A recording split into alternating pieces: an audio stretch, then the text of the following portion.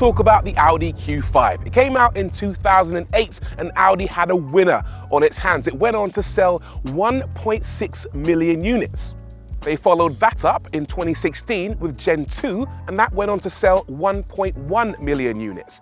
Hotcakes. And in 2025, it's time for a new Q5. And here it is. So, does Audi have another smash hit on their hands? Or is this more like that difficult third album that doesn't quite hit right? This all-new Q5 is based on the same platform as the Porsche Macan and Audi A6. It brings with it new looks, new tech, better aerodynamics, new engines, and more of just about everything you'd expect from a Q5, including quite a large price tag. So get this, the entry-level Audi Q5 will set you back just shy of £45,000, but this sporty model, the SQ5, guess how much this costs? £75,000. Ouch.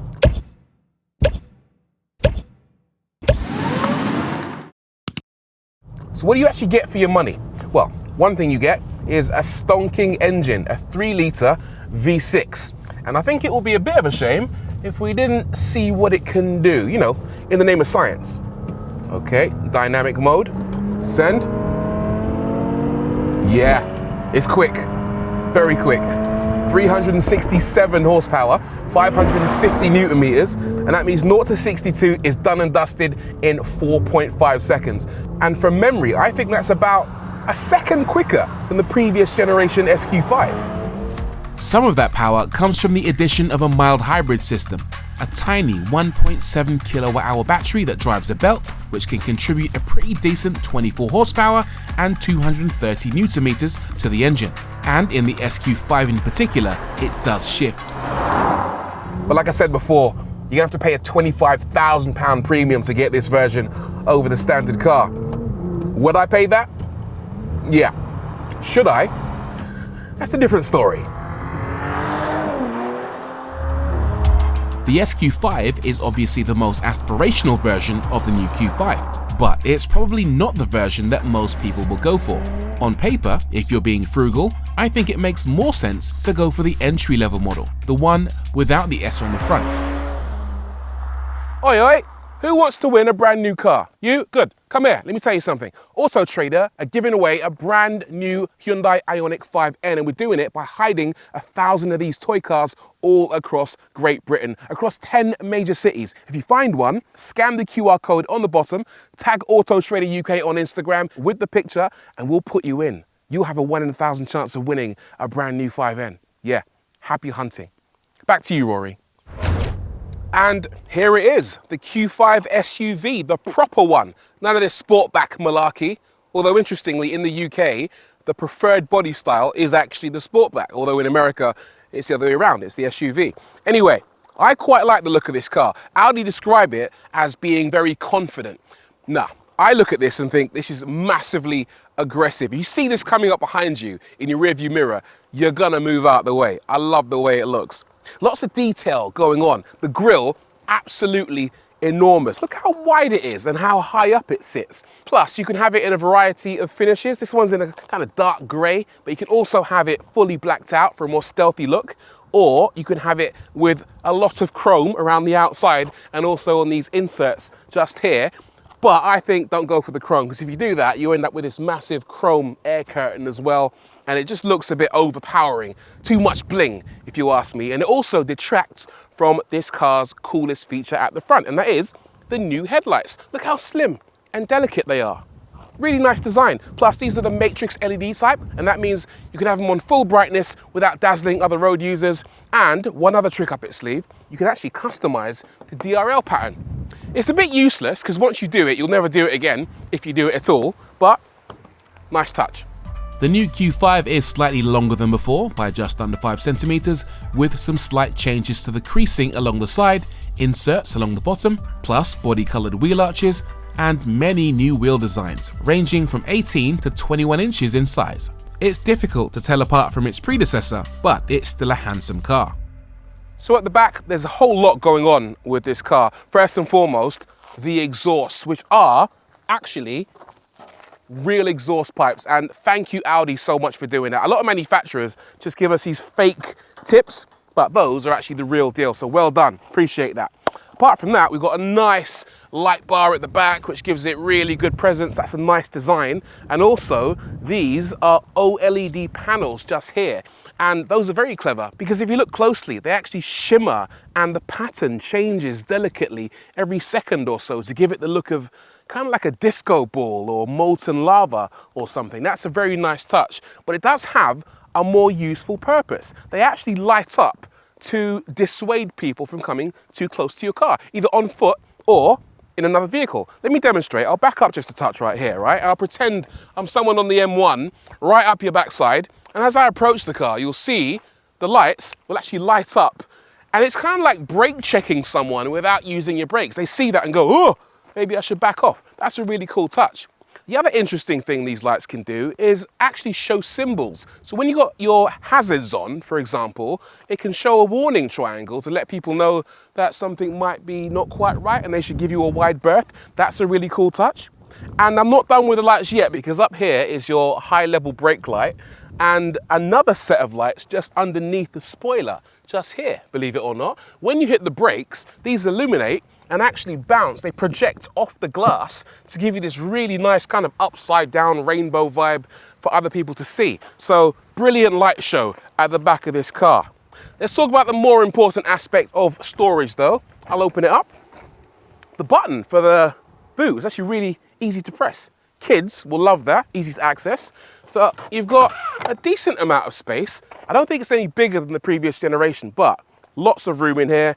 We got some netting for keeping your stuff from flying around. We've got hooks for putting your shopping bags on. We've got buttons for lowering or raising the car if you go for the air suspension version. We've got storage underneath, and that storage actually doubles up as a special cubby for holding the rear parcel shelf. I should now attempt to demonstrate without making an idiot of myself. So what you do is you get rid of this netting, first of all. Don't need that. You lift that up. You remove that, you put that there, fold that down, put that in there, shut it, and Bob's your uncle. And that's not the only thing that's clever. You can fold these seats down with ease by pulling these little tabs.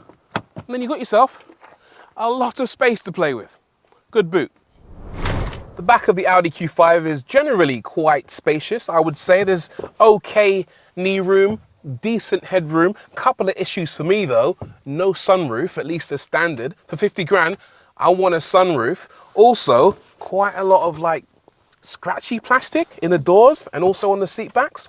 But again, some good stuff. Right, for example, this seat can move forward and backward to maximize your boot space or your legroom. And they also recline a little bit anyway. So that's about as far back as they can go, but every little helps. Also, you have some cup holders in here, again with more scratchy plastic. And if you pull that down, you can actually access the boot with ease without getting out the car. That's quite handy. Couple of other things that I'm in two minds about. For example, down here, this mesh. Now, what parents tend to do, and I've got my prop here, is they put their valuables, their kids' valuables, like phones and laptops and tablets, in this little meshy area. But because it's mesh, you can see that, so that's not really a good hiding place for your gadgets. What you want is a proper leather pocket that doesn't reveal what's inside there. Although I have just revealed the secret to criminals now, so I suppose what you really want now is this see-through mesh to show criminals you haven't got a laptop stashed away. Anyway, on the subject of laptops, check out the USB ports, right? Two up here, mounted in a high accessible position, and these are actually 100 watt USB ports, which means you can charge a laptop in no time whatsoever. You haven't got to stop off at a coffee shop to keep your gadgets all topped up. That is a really nice touch. You've also got some temperature adjustment down here. You've got heated rear seats for the left and right hand side. And you've also got ISOFIX ports, which are really easily accessible as well. Yeah, a bit of a mixed bag, but on the whole, yeah, a decent rear space. The front is nice, clean and modern with a choice of materials. In this case, white seats with black accenting, but it's not all perfect. For example, there is yet more substandard plastic, shall we say, here on the glove box just below the dashboard and also in large degree on the doors as well. It doesn't look that great to me. Also, when you start to poke around a bit, can you hear that?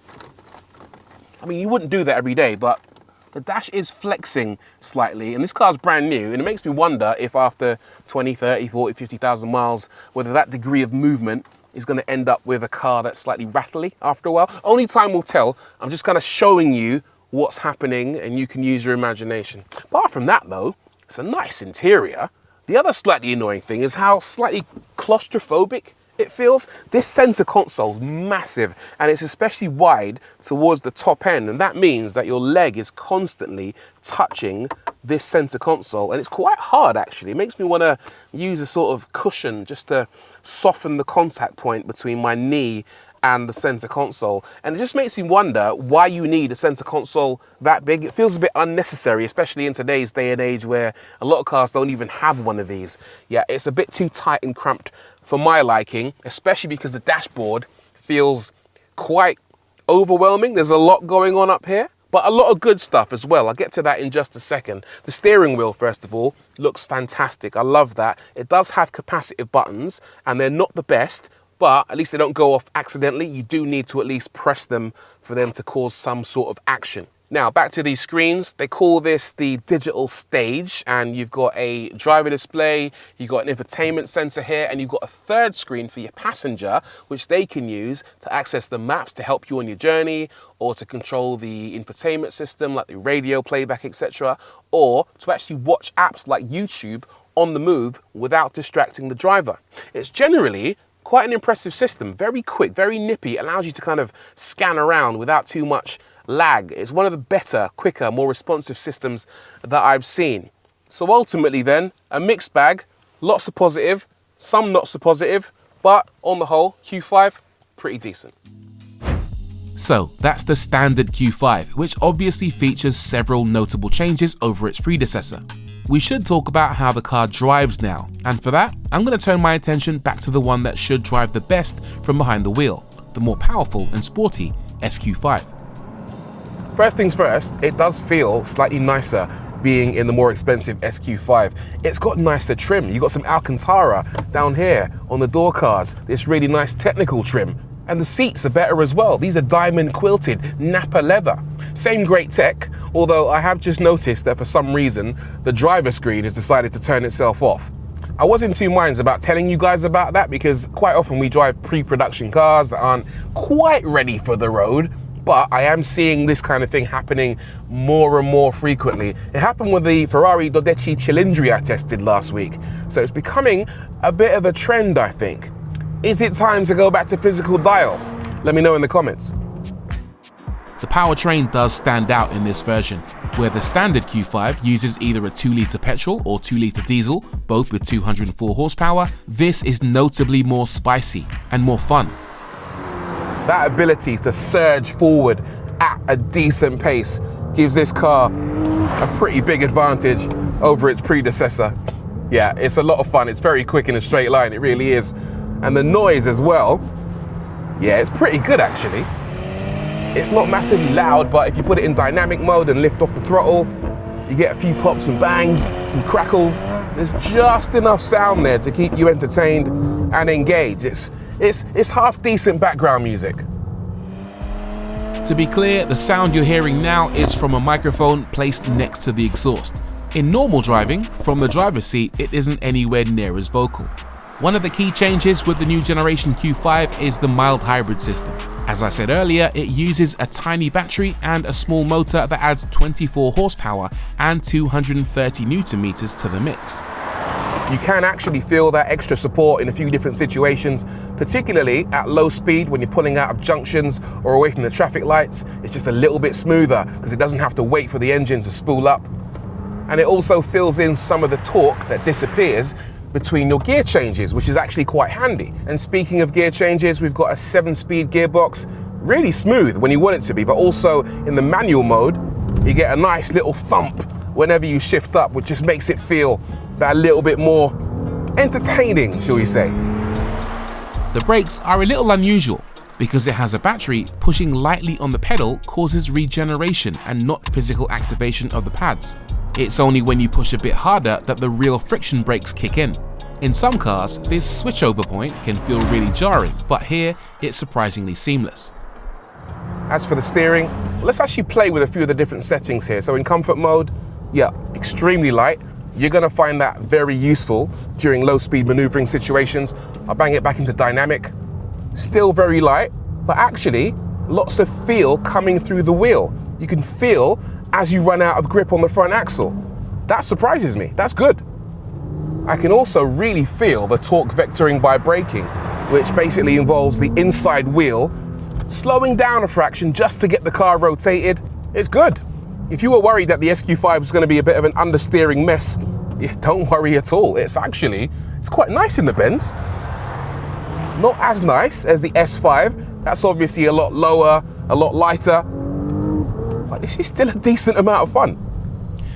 Where the steering is less impressive is when going at normal speeds on twisty B roads. It can steer itself. The lane keeping assist is slightly too enthusiastic for my liking. Stray anywhere near the center line on a B road and the car will suddenly panic, trying desperately to keep you in the center of the lane, even when that isn't actually necessary. It can feel like it has a mind of its own. The flip side is that on the motorway it will happily drive itself, almost, staying in lane and keeping at a set speed to take the heavy lifting out of driving long distances. And that's where the Q5 excels. It's quiet thanks to acoustic glass in the front and in the first row, it's comfortable thanks to fabulous seats, and it rides well. A few suspension options are available, steel or sport, both with passive dampers or air suspension, which was fitted to our test cars. I can only tell you about the latter, which worked well, and on the standard Q5 it ironed out the bumps nicely, and in harmony with the Quattro all-wheel drive system, it meant the Q5 won't shy away from even some light off-roading. On the road, it's a treat. We do need to talk about the value proposition with the Q5 and SQ5. Let's start with the standard car, the Q5 first of all. I don't think it's bad, actually. I always get told off by people for saying that 50 grand cars are affordable or good value, but in the world we live in, it's actually pretty decent, especially when you consider the fact that there are Honda CR-Vs out there going for 40, 50,000 pounds. The SQ5 is a lot more difficult to justify because, 75 grand, it's a lot of cash. The extra cash does buy you a slightly nicer interior with better materials, those OLED lights as standard, a Bang & Olufsen speaker system, which is okay, if not amazing, ventilated and massaging front seats, a head-up display, and some other extras. But whether all of this adds up is for you to decide. So we asked ourselves at the start of this video whether the new Q5 is going to be a smash hit. Has Audi knocked it out the park? Does it live up to the two previous generations? And I think the answer is mostly yes. The technology is way superior when it works, which it usually does. To be fair, the performance, much improved, especially in a straight line, and it's also a surprising amount of fun, but there are a couple of gripes that I don't think we can totally ignore. On balance, I would say get the Q5, the standard car, lots of tech, good to drive, you can't really go wrong. As for the SQ5, I think this car would be fantastic if only it was a tiny bit cheaper. 60, 65K, for me, that will be the sweet spot. As ever though, don't just take my word for it. Let me know what you guys think in the comments down below. Thank you for watching. Please do like, subscribe, and hit the bell icon for more action. And I'll see you guys very soon.